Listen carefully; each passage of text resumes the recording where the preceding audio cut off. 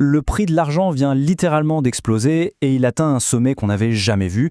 Alors qu'est-ce que ça veut dire concrètement pour les marchés? On va décortiquer ensemble les raisons qui se cachent derrière cette flambée historique et surtout ce qu'elle nous révèle sur l'état de l'économie mondiale.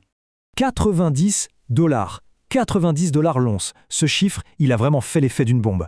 On ne parle pas d'une petite fluctuation là, c'est un seuil psychologique, un seuil financier majeur qui vient d'être complètement pulvérisé.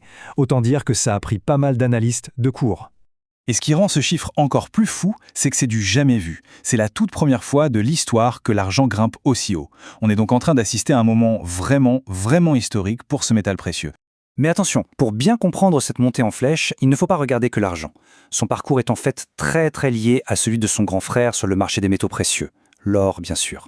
En fait, la hausse de l'argent, elle ne sort pas de nulle part, pas du tout. Elle suit de très près une autre grosse tendance, la montée du prix de l'or. Sur ce marché, il faut voir l'or un peu comme une locomotive. Quand il prend de la vitesse, les autres wagons, comme l'argent, ont tendance à suivre. C'est presque mécanique. Et là, on voit bien cette dynamique fascinante. D'un côté, on a l'argent qui atteint son record historique. De l'autre, l'or qui connaît lui aussi une très forte augmentation. C'est vraiment comme si l'or donnait le tempo et tirait tout le secteur vers le haut. Les deux avancent main dans la main. Bon, la question qu'on se pose tous, c'est pourquoi? Pourquoi cette soudaine ruée vers les métaux précieux? Qu'est-ce qui pousse les investisseurs maintenant à miser aussi massivement sur l'or et l'argent?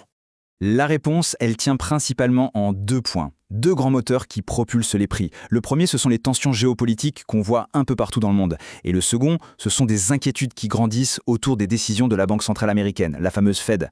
Alors, premier moteur, l'instabilité mondiale. C'est assez intuitif en fait.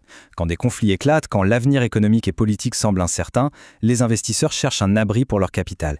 Ils se tournent vers ce qu'on appelle des valeurs refuges. Et là, l'or et l'argent, qui sont des actifs concrets, tangibles, utilisés depuis des millénaires, apparaissent comme un rempart solide face à l'instabilité.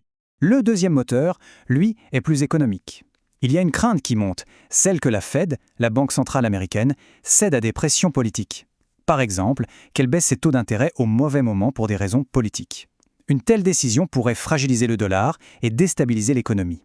Face à ce risque, posséder des actifs bien réels comme l'or ou l'argent, ça devient une stratégie de protection très séduisante.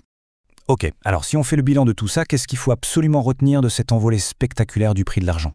On peut résumer ça en 4 points essentiels. D'abord, l'argent a passé un cap historique, celui des 90 dollars l'once. Ensuite, très important, cette hausse n'est pas un phénomène isolé. Elle s'inscrit dans le sillage de l'or. Troisièmement, le moteur de tout ça, c'est une quête de sécurité de la part des investisseurs. Et enfin, les deux grands déclencheurs, l'instabilité mondiale d'un côté et les doutes sur la politique monétaire américaine de l'autre.